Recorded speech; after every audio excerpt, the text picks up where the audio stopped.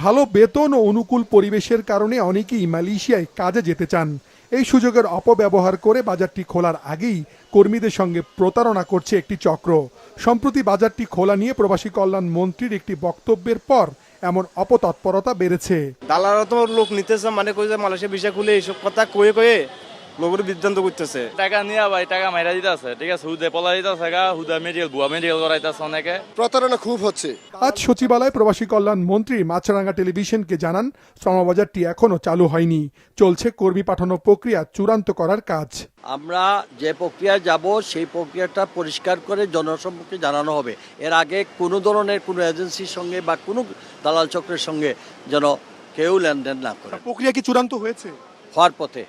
মন্ত্রী আরও জানান, বাজারটি খোলার বিষয়ে আলোচনা করতে মালয়েশিয়ার একটি প্রতিনিধি দল ঢাকায় আসবে। থাকবে না আগের মতো সিন্ডিকেট। সিন্ডিকেট তো হচ্ছে না স্যার। আমরা তো বলছি কিসের সিন্ডিকেট, আমরা সিন্ডিকেটের বাইরে।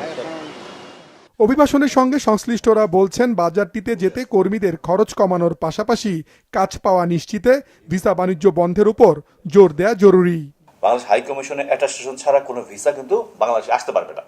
ওনারা যদি অ্যাটাস্টেশন দেওয়ার আগে ভালোভাবে যেই ফ্যাক্টরিতে বা যেইখানে কর্মী যে কাজ করবে সেই কোম্পানির বিগত দিনের অভিজ্ঞতা দেখে, যাচাই করে, একটা কর্মী যাওয়ার পর থাকার যে অবস্থা সেটা সে যাচাই করে, এবং বিগত দিনে সেই ফ্যাক্টরিতে যেই ওয়ার্কাররা কাজ করতেছে তারা ঠিকমতো স্যালারি পাচ্ছে কিনা, এবং কোনো কিছুর বিনিময় ছাড়া অ্যাটাস্টেশন দেয়, আমি খুব বলি, তাহলে সেখানে এই সমস্যাটা অনেকাংশেই লাঘব হওয়া সম্ভব। গেল 2024 সাল থেকে মালয়েশিয়ায় কর্মী পাঠানো বন্ধ রয়েছে। এরপর থেকে বাজারটিতে আগের মতো সিন্ডিকেট, অনিয়ম নাকি স্বচ্ছ প্রক্রিয়ায় কর্মী যাবে, এ নিয়ে দফায় দফায় আলোচনা চলছে। মাশরুক রাহাত, মাছরাঙ্গা সংবাদ, ঢাকা।